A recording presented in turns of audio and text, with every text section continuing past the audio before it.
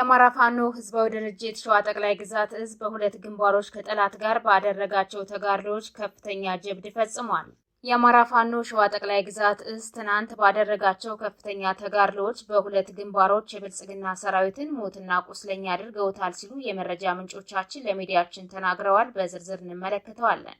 የአማራ ፋኖ ህዝባዊ ሰራዊት አባይ ሸለቆ ብርጌድ የፋኖ ኃይሎች በምስራቅ ጎጃም ቀጠና ለተከታታይ 3 ቀናት ከጠላት ጋር ከፍተኛ ተጋድሎ አድርገዋል። በወለጋ ምድር በአማራ ተወላጆች ላይ ጥቃት ሲፈጽምና ሲያስፈጽም የነበረው በምዕራብ እዝ ስር የ67ኛ ክፍለ ጦር አዛዥ በነቀምት ከተማ ባረፈበት ሆቴል ህይወቱ ማለፉ ተሰምቷል። የአማራ ፋኖ ህዝባዊ ድርጅት ጎንደር ጠቅላይ ግዛት እዝ በተለያዩ አካባቢዎች የሚያደርጋቸው የደፈጣ ውጊያዎች እንደቀጠሉ ናቸው። አድማጭ ተመልካቾቻችን እነዚህን እና ሌሎች ተጨማሪ መረጃዎችን ይዘናል። አብራችሁን ቆዩ።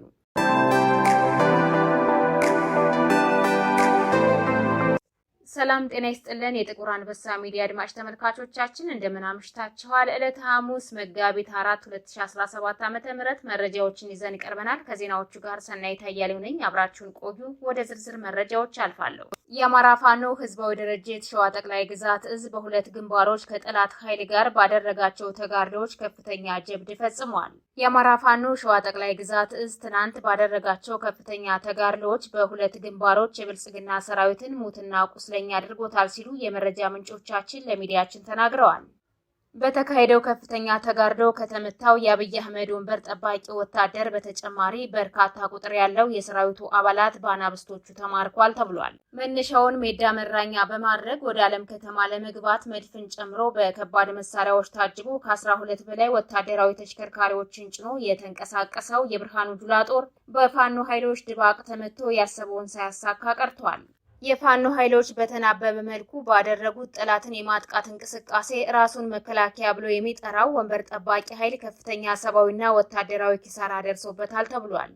በዚህ ውጊያ የተመታውን የብልጽግና ሰራዊት ሽፋን ለመስጠት አስቦ በሌላ አቅጣጫ ከዓለም ከተማ ዙ 23 እየተኮሰ ወደ ቦታው ለመድረስ የሞከረው ወራሪው የአብይ አህመድ ወታደር በደፈጣ በጠበቁት በራምቦ ክፍለ ጦር የፋኖ ኃይሎች ተመቶ ተመልሷል ተብሏል። ከሰሞኑ ለተከታታይ ቀናት በአናብስቶቹ የተመታው የጦር ወንጀለኛው የአብይ አህመድ ተልዕኮ አስፈጻሚ ወታደር ከፍተኛ ሰብአዊና ወታደራዊ ኪሳራዎችን እያስተናገደ እንደሚገኝ የመረጃ ምንጮቻችን ተናግረዋል። በዚህ ተጋድሎ በርካታ ቁጥር ያለው የምርኮኛው የብርሃኑ ጁላ ወታደርና እንዲሁም የቡድንና የነፍስ ወከፍ መሳሪያዎች በፋኖ ኃይሎች ተማርከዋል። የአማራ ፋኖ ህዝባዊ ሰራዊት አባይ ሸለቆ ብርጌድ የፋኖ ኃይሎች በምስራቅ ጎጃም ቀጠና ለተከታታይ 3 ቀናት ከጠላት ጋር ከፍተኛ ተጋድሎ አድርገዋል። አባይ ሸለቆ ብርጌድ በወራዬና መስቀል እየተባሉ በሚጠሩ አካባቢዎች ከገባው ራሱን መከላከያ ብሎ ከሚጠራው ኃይል ጋር ከፍተኛ ተጋድሎ በማድረግ ወራሪውን የአብይ አህመድ ሰራዊት ሙትና ቁስለኛ ማድረጋቸውን የመረጃ ምንጮቻችን ተናግረዋል። የብልጽግናው ኃይል በፋኖ የተያዙ ቀጠናዎችን ለማስመለስና እንደለመደው በማህበረሰቡ ላይ ጥቃት ለመፈጸም እንዲሁም ዘረፋዎችን ለማካሄድ ከፍተኛ እንቅስቃሴ ቢያደርግም በአናብስቶቹ ሳይሳካለት ቀርቷል ነው የተባለው። በሌላ ዜና ምዕራብ ጎጃም ከዳንግላ ከተማ በቅርብ ርቀት በምትገኘው ጫራ ከተማ አገዛዙ የጠራው ስብሰባ መበተኑ ተሰምቷል። የብልጽግና አመራሮች ጫራ ከተማ የጠሩት ስብሰባ በፋኖ ኃይሎች በተደረገ ጠላትን የማጥቃት እንቅስቃሴ ስብሰባው እንዲበተን መደረጉ ታውቋል።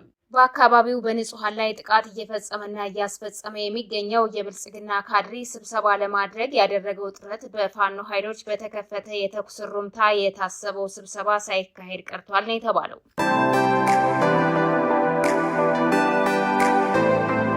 በወለጋ ምድር በአማራ ተወላጆች ላይ ጥቃት ሲፈጽምና ሲያስፈጽም የነበረው በምዕራብ እዝ ስር የ67ኛ ክፍለ ጦር አዛዥ በነቀምት ከተማ ባረፈበት ሆቴል ህይወቱ ማለፉ ተሰምቷል።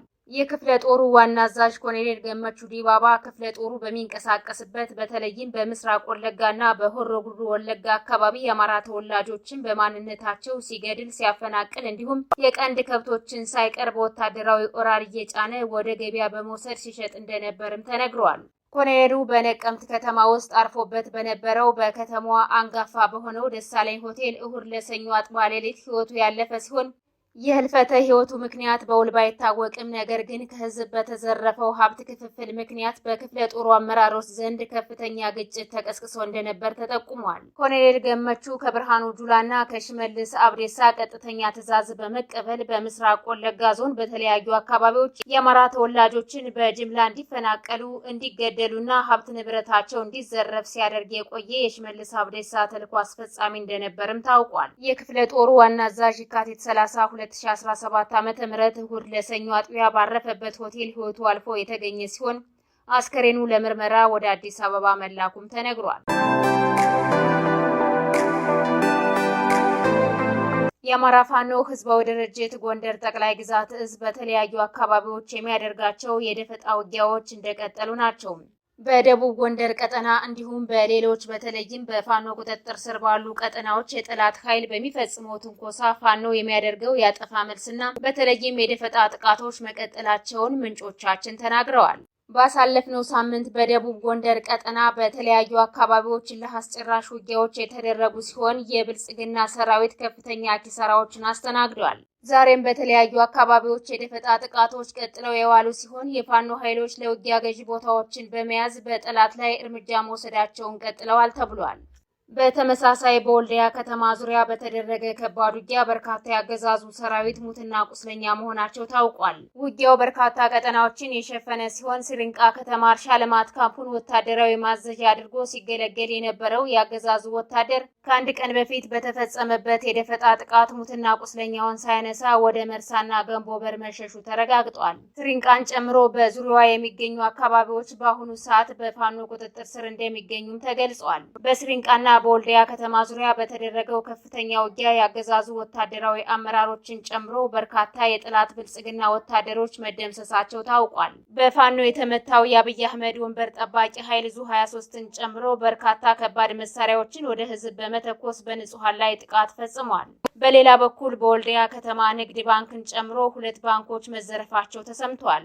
በከተማዋ የሚገኙ ንግድ ባንክና አዳጎ ቅርንጫፍ ዳሽን ባንክ መዘረፋቸው ተረጋግጧል። ዘረፋው የተፈጸመው በወልዲያ መሃል ከተማ ፒያሳና ዳዋ እየተባሉ በሚጠሩ አካባቢዎች ሲሆን በአካባቢው ያገዛዙ ወታደሮች በብዛት መኖራቸውም ተጠቁሟል። ይህንንም ተከትሎ የንግድ ባንኩን ማናጀር ጨምሮ ሰራተኞችና ጥበቃዎች በአገዛዙ ወታደሮች ተይዘዋል ተብሏል።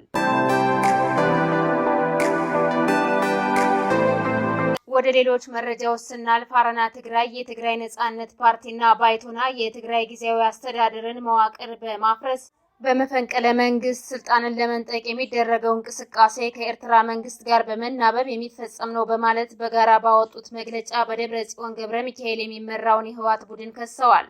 ፓርቲዎቹ የኤርትራ መንግስትን ጣልቃ ገብነትና የሌሎችን የውጭ ኃይሎችን አፍራሽ ሚና ለማክሸፍ አፋጣኝ እርምጃ መውሰድ ያስፈልጋል ብለዋል። ዓለም አቀፉ ማህበረሰብና የፕሪቶሪያው የግጭት ማቆም ስምምነት አፈራራሚዎች በአስቸኳይ ጣልቃ እንዲገቡ ፓርቲዎቹ ጠይቀዋል።